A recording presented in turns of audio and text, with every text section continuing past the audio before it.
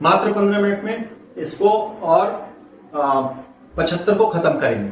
74 का कॉन्सेप्ट समझ लीजिए, पढ़ेंगे बाद में, पढ़ने में तब ये चीजें दिमाग में रहेंगी तो समझ में आ जाएगा।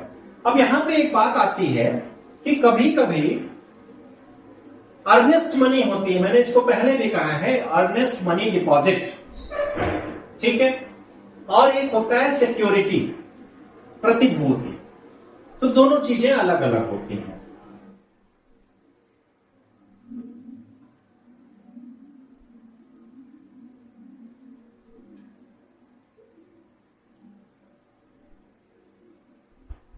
अर्नेस्ट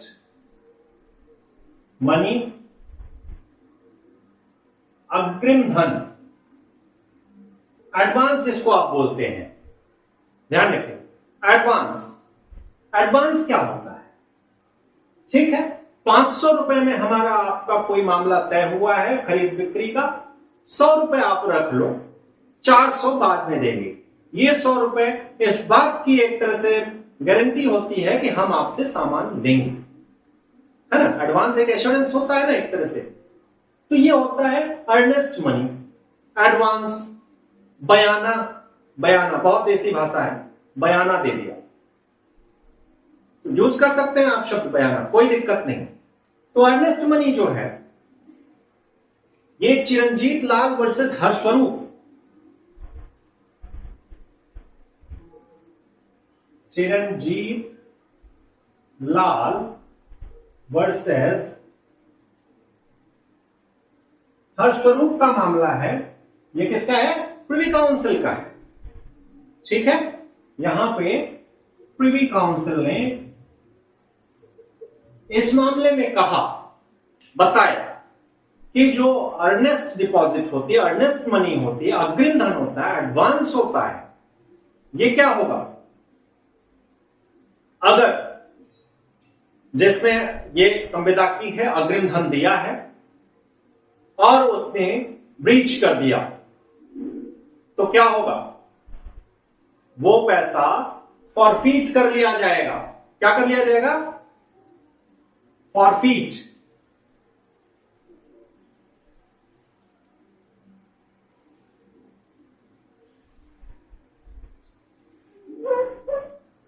फॉरफीट माने समझते हैं? फॉरफीट माने उसको जब्त कर लेना, फॉरफीचर। ये शेयर्स वगैरह में होता है फॉरफीचर, जब्त कर लेना, फॉरफीट कर लेना। अगर संविदा विखंडित हो गई है और एडवांस पेमेंट किया गया है तो in case of breach of payment where advance या earnest money is paid, that money would be forfeited by the party aggrieved.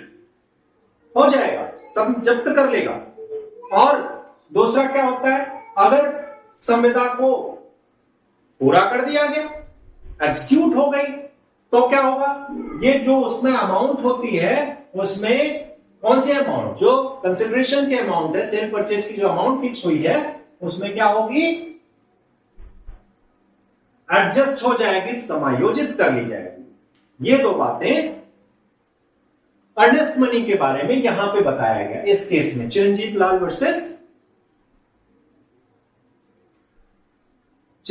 Versus हर्षस्वरूप के मामले में। इसी तरह से एक केस और देखिए, शायद मैंने बताया है या नहीं बताया है, बाद में बताएंगे। Airports authority of India limited, ये कहीं और भी एक बार पढ़ाएंगे, देखिएगा। Airports authority of India limited versus R K. Singhal. ये हमें अभी नहीं याद आ रहा है कि हम आपको कब पढ़ाएंगे इसको, लेकिन पढ़ाएंगे ये केस। इसमें क्या था? Airport of authority India limited से इन्होंने एक ऑप्शन हुआ, पुरानी मशीन रही होगी, कौन सी थी? Konica nice printing machine, Konica की आती है पहले शायद, कोनिका की प्रिंटिंग मशीन थी। ऑप्शन में इन्होंने लिया, 4 लाख की वैल्यू थी, 4 लाख की उसकी कीमत लगी, 1,35,000 1.35 लाख इन्होंने पे कर दिया।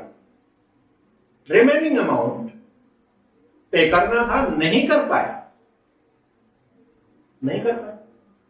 तो जाहिर सी बात है कुछ इसमें केस आगे ये रहा होगा कि इन्होंने किसी को बेच दिया, इनको लॉस नहीं हुआ, लेकिन इन्होंने क्या किया है कि इनके इस 1,35,000 को फॉरफीट कर लिया, जब्त कर लिया। कोर्ट में भाई आरके सिंघल साहब गए कि हमारा सर 1,35,000 रुपए मार के बैठ गए हैं, वापस होना चाहिए। कोर्ट केस में ध्यान देने वाली बस आप इतनी बात रखिएगा ध्यान में कि airports authority of India limited के वकील ने अपनी तरफ से ये कुछ नहीं कहा कि हमें क्या हुआ है, हमें कुछ लॉस हुआ है, डैमेज हुआ है, ये उन्होंने कहीं प्लीड नहीं किया। और इस नुकसानी के लिए, इस लॉस के लिए कोई डैमेजेस भी नहीं क्लेम किया। कहीं ना कहीं इन्होंने कुछ, हो सकता है इनको नुकसान ना हुआ रहा हो, तो ये दोनों बात इन्होंने नहीं कही। तो जब नहीं कही तो कोर्ट कहता है तब आपको जब कोई नुकसान नहीं हुआ है, कुछ नहीं हुआ है, तो 1,35,000 क्यों दाब के बैठ गए, इसका वापस करो। अब इस बात को आप यहां ध्यान रखिएगा। अभी हम जो 74 पढ़ेंगे तो उसमें बात कहीं यह है कि चाहे नुकसान हो या ना हो, फिर भी उसको डैमेजेस देने पड़ेंगे। इस चीज को यहां याद रखिएगा कि यहां नुकसान नहीं हुआ तो डैमेजेस अलाउ नहीं किया गया। ये अभी मैं बता दूं कि धारा 74 में इस बात की कह सकते हैं कि ये एक कमी है, ये कमी है। ठीक है, कमी क्या है कि लिखा कुछ है वो नहीं होना चाहिए। इसमें लिखा है कि चाहे लॉस हो या ना हो, डैमेजेस अगर आपने बना रखा है तो उसको आप पाने के अधिकारी हैं। ठीक है, लेकिन बाद में कोर्ट्स ने कई मामलों में कहा है कि धारा 73 और 74 में, दरअसल 73 में तो है, ठीक है आप ले लीजिए डैमेज, 74 में ये लिखा है उन्होंने कि नुकसान हो या ना हो, कोर्ट्स ने कहा नुकसान नहीं है तो आपको डैमेजेस मिलने का अधिकार नहीं है। ये बात यहां दिमाग में रखिएगा।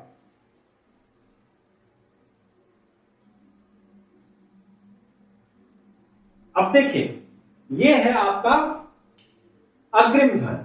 अग्रिम धन की हम बात कर रहे थे जो कि फॉरफीट कर लिया जाएगा, लेकिन बात आती है इसी में सिक्योरिटी डिपॉजिट की। समझ लीजिएगा दोनों चीजें। सिक्योरिटी डिपॉजिट की बात आती है, निक्षेप उसको बोलते हैं। ठीक है,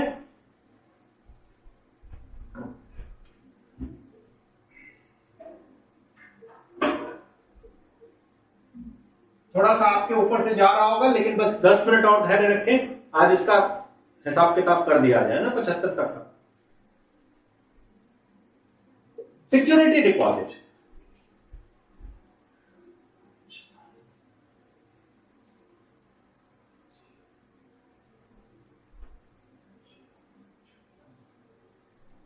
अच्युतम वर्सेस गोविंदा। देख लीजिएगा कहीं इसमें कुछ नाम और तो नहीं है, मुझे जो मिला Achyutam versus Govinda.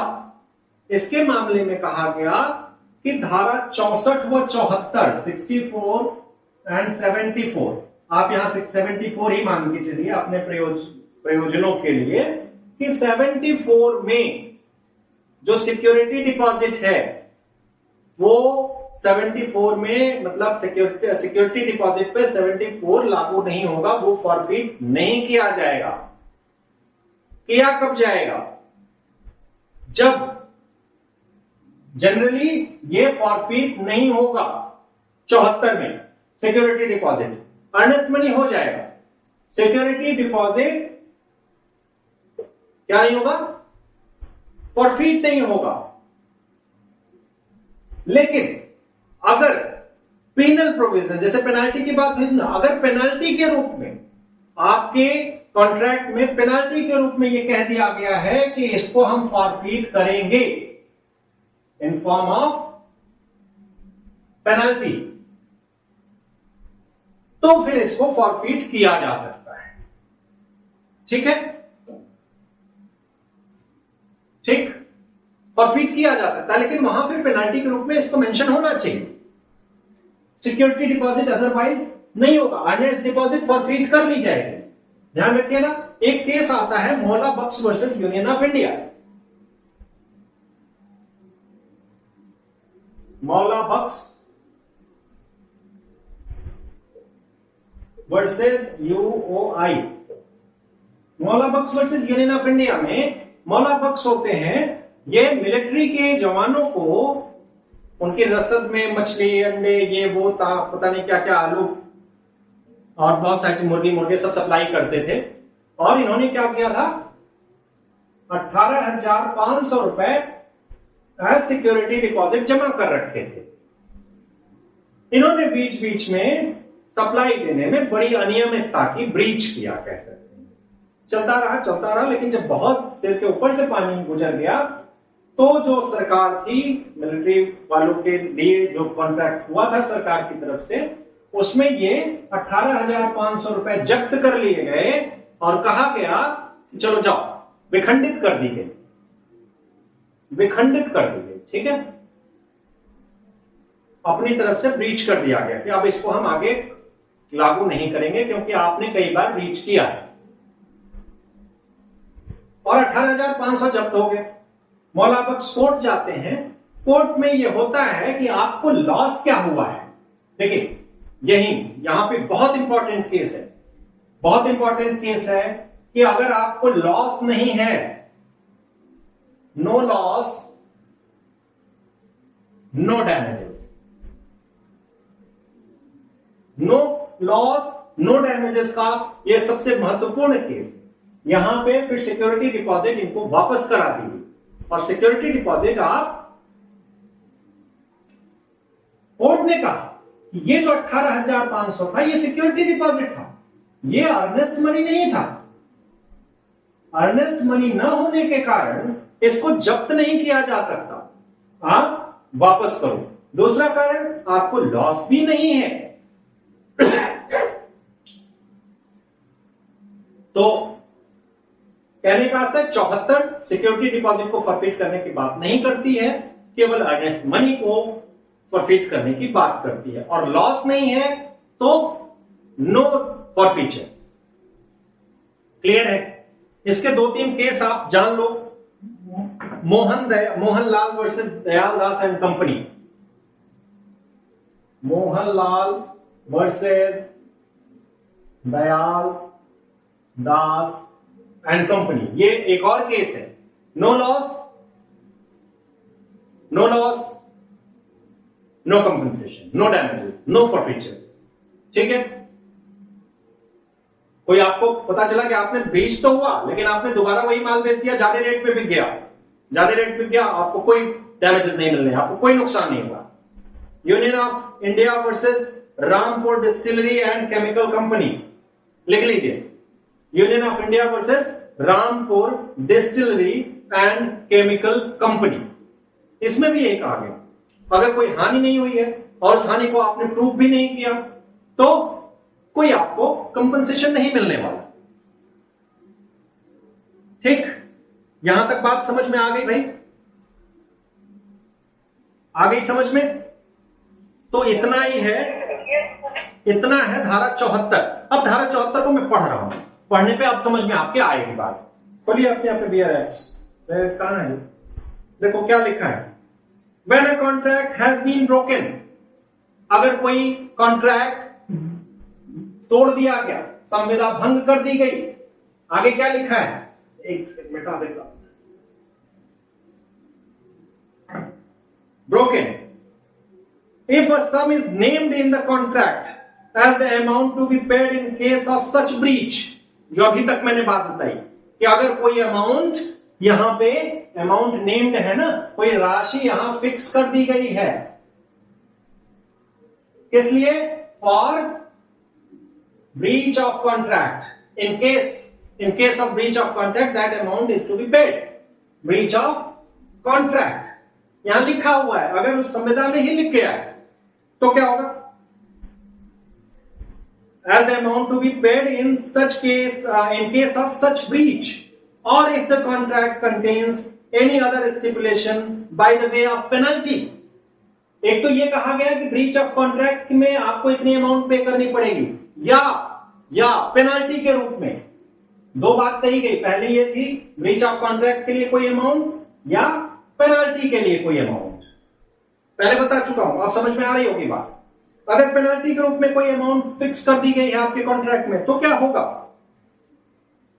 The party complaining of the breach is entitled. जो ब्रीच के लिए कंप्लेन करेगी पार्टी कि मेरा भंग हो गई, मुझे नुकसान हो रहा है, एंटाइटल्ड होगी। किस लिए? वेदर और नॉट एक्चुअल डैमेज और लॉस इज प्रूफ। देखिए ये वाली लाइन, यही वाली लाइन मैं इतनी देर से बोल रहा हूं कि लॉस नहीं भी सिद्ध हुआ है तो भी, लेकिन धारा 74 में जान लीजिए कि लॉस नहीं प्रूव हुआ है, तो इतने सारे केसेस मैंने अभी आपको लास्ट में बताए हैं, मौला बख्श का खास तौर पे, यूनियन ऑफ इंडिया उसमें पार्टी थी। अब लॉस होना जरूरी है, तो आप कह सकते हैं कि धारा 74 में ये एक संशोधन की बात है कि अब इसमें थोड़ा सा अमेंडमेंट होना चाहिए कि अगर लॉस नहीं है तो आपको डैमेजेस नहीं मिलने वाले, कंपनसेशन नहीं मिलने वाला। ये वाली लाइन जो है, इसी को आप अंडरलाइन करिएगा, जो कि महत्वपूर्ण है। The party complaining for the breach is entitled whether or not actual damage or loss is proved to have been caused thereby। बात समझ में आ रही होगी? अगर वहां कोई नहीं भी हुई है हानि और उसको प्रूव नहीं भी किया गया है, तो भी to receive from the party who has broken the contract reasonable compensation not exceeding the amount so named or as the case may be the penalty stipulated for। दो बातें कही गई, और यहां पे क्या कहा गया? अभी आपने देखा रीजनेबिलिटी की बात यहां पे आ गई। इन दोनों पे कोर्ट की रीजनेबिलिटी लागू हो रही है, मतलब कि दोनों अमाउंट, इंग्लिश लॉ में क्या है, अगर लिक्विडेटेड डैमेजेस है तो वो पूरा पेमेंट होगा, अगर पेनल्टी है नहीं, उसमें संशोधन करेगी कोर्ट। यहां पे क्या हो गया?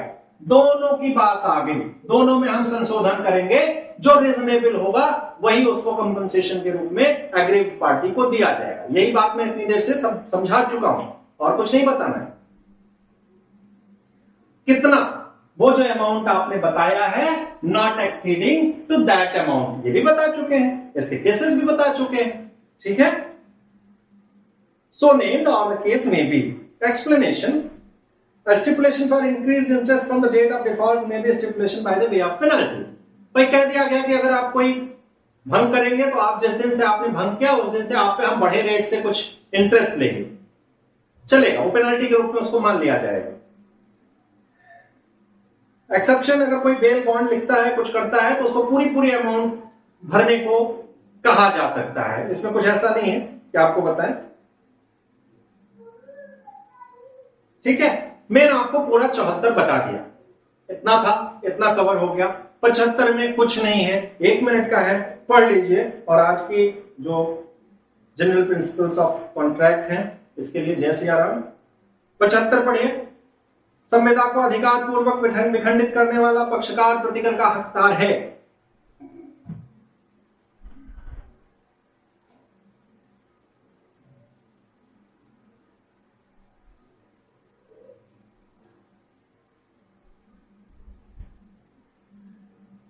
पहले भी एक बार याद करिए, ये वाला मैंने कहां बताया था कि इसको पढ़ लीजिए। इसके इलस्ट्रेशंस कई जगह हैं, सेम इलस्ट्रेशन है, पढ़ेंगे तो आपको याद आ जाएगा।